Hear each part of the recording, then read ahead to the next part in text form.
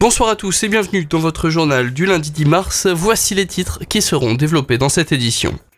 Le carnaval est toujours au cœur de l'actualité du Sivom. Ce week-end, c'est Lone Plage qui a organisé une bande enfantine et un concours de costumes qui a rencontré un franc succès avec les températures estivales de ce week-end. Gravelines va vivre pendant 2 jours au rythme de la citoyenneté. 288 jeunes participent à un parcours pour les mettre face à leurs droits mais aussi face à leurs devoirs. Et puis nous irons à la rencontre de Ludivine Bouillot qui s'entraîne en ce moment pour battre un record du monde un petit peu particulier. Depuis presque un mois, le carnaval s'impose sous toutes ses formes et dans toutes les communes du Sivom. Ce week-end, les enfants avaient rendez-vous à Lone Plage et la particularité, c'est que les enfants, en plus de la bande, ont participé à un concours de déguisement.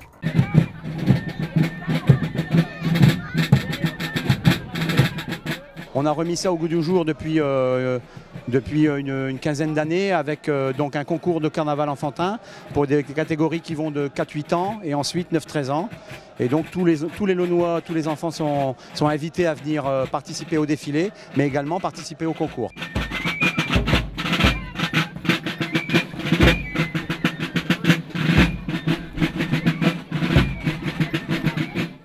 On prend, afin d'éviter tout problème de classement, on prend les enfants en photo à leur arrivée et c'est un jury qui juge sur photo. Donc c'est-à-dire qu'ils ne se déplacent plus dans le défilé ou dans le cortège pour voir les enfants parce qu'on pourrait avoir des oublis. On prend donc tous les enfants récupèrent une photo à la fin du défilé et ils ont également, voilà, on juge sur pièce.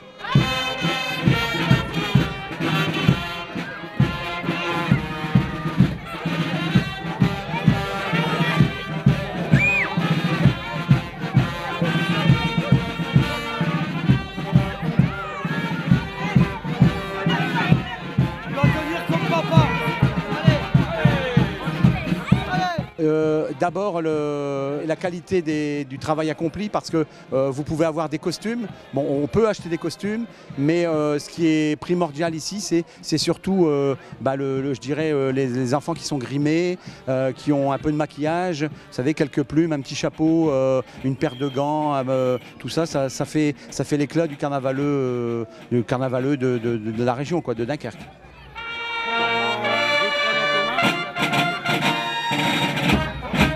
Sur le concours, on était à plus de 250 enfants. Alors 10 ont gagné en catégorie 4-8 ans et 10 en catégorie 9-13 ans. Mais tous les enfants ont gagné.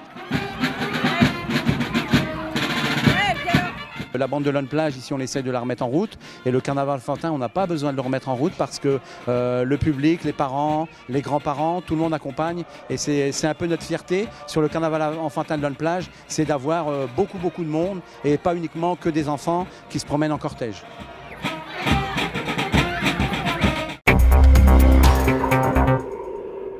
Durant 2 jours, 288 écoliers et collégiens participeront au parcours citoyen mis en place par la Maison des associations au programme Prise de conscience des actes et gestes citoyens. L'un des 13 ateliers portait sur la civilité, la commune et son organisation. Chaque citoyen, quel que soit son âge, a des droits et des devoirs et les élections en font justement partie. Donc ils découvrent leur ville également, comment fonctionne une commune, comment est élu un conseil municipal, comment est élu le maire, le fonctionnement d'un conseil municipal. On aborde vraiment tous les thèmes. Et autre thème est devoir du citoyen, la bonne conduite et le respect des usagers de la route. Un atelier animé par la police municipale et l'ADAS et pour sensibiliser les jeunes, un simulateur est à leur disposition. Donc ils vont être sur le simulateur, donc ils vont avoir différents parcours, donc ils vont devoir anticiper les erreurs des autres, donc faire attention à tout, surtout aux erreurs des autres usagers de la route. Le principe est de leur faire prendre conscience du danger et de leur faire respecter des règles de sécurité. Durant la séance, les conducteurs sont attentifs et prudents, mais dès qu'un accident virtuel se produit, des éclats de rire se font entendre dans la salle. Alors, effectivement, ils rigolent, ils prennent ça pour un jeu, mais c'est pas le but. Nous c'est pour leur faire comprendre qu'ils doivent faire attention à tout. À la fin, donc, on fait un petit débriefing sur les différentes séquences et on leur explique que vous pouvez être un vélo. Ça peut vous arriver à vélo parce que vous n'avez pas l'âge de rouler avec un cyclomoteur. À travers les ateliers du parcours citoyen, les primaires et les collégiens prennent conscience de leurs différents devoirs, comme la civilité sur la route ou le gaspillage alimentaire, mais aussi de leurs droits. Une juge des enfants est également présente pour expliquer les droits et devoirs des mineurs. Dans le cadre du festival L'Étoile filante, le cinéma Sportica présente ce mercredi le film d'animation Tantilda, un conte moderne sur le thème de l'écologie. J'adorais le métier de mes parents, botaniste. J'adorais mélanger les plantes, les essences de fleurs. Je rêvais de fabriquer des potions magiques. Tantilda, amoureuse de la nature, conserve dans son musée végétal des milliers de plantes du monde entier. Beaucoup sont en voie de disparition. Parallèlement, une nouvelle céréale, Athylème, mise au point par les industriels, se cultive avec si peu d'eau, sans engrais, et produit des rendements si prodigieux qu'elle apparaît comme la solution miracle pour enrayer la faim dans le monde et prendre le relais du pétrole dont les réserves s'épuisent. Mais la catastrophe n'est pas loin. Mesdames et messieurs, Athylème! C'est une révolution. Grâce à Athylème, la faim dans le monde est en voie de disparition. Elle va régler tous nos problèmes. Et qui est derrière tout ça? Je vous le donne en 1000! La Golo, mon chef! Cette aventure est dangereuse. La plante, incontrôlable, a envahi tous les continents. Mais je ne peux vraiment pas laisser faire ça. Mais c'est quoi?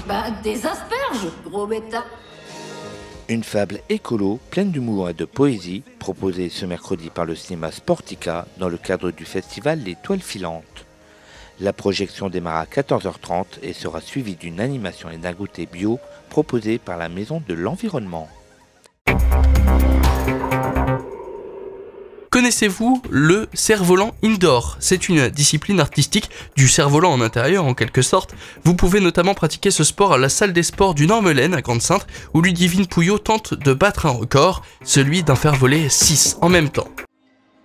Si le monde du cerf-volant indoor voit depuis environ 2 ans arriver de nouveaux jeunes adeptes, chacun appréhende la discipline à sa façon. Ludivine Pouillot, elle, ne se limite pas à faire voler un seul cerf-volant à la fois. Je les fais voler avec des cannes. Ils sont accrochés au bout du fil de la canne. Et j'arrive à en prendre 4, voire 6. C'est toute une technique qu'elle doit encore performer, placer les perches, les tenir dans les mains et faire voler les aérodynes simultanément sans déséquilibre. C'est de trouver comment surtout les mettre dans les mains. Parce qu'en mettre 6, c'est assez dur. Parce que 4, on les met 2 par 2. Mais 6, mettre 3 dans chaque main. J'essaye de les caser les uns dans les autres. Et c'est assez compliqué. J'ai pas trouvé la technique idéale pour l'instant. Un objectif pour y arriver, c'est aussi d'avoir un cerf-volant le plus léger possible car son poids a une incidence directe sur la traction exercée lors de la prise au vent. Même relative, la pression existe. 15 grammes peuvent vraiment faire la différence. Plus le cerf-volant il est lourd, plus la pression est forte. Donc plus ça pèse sur les mains. Ses parents espèrent bien un jour prochain faire homologuer un record. Ludivine y travaille, mais sans se mettre la pression.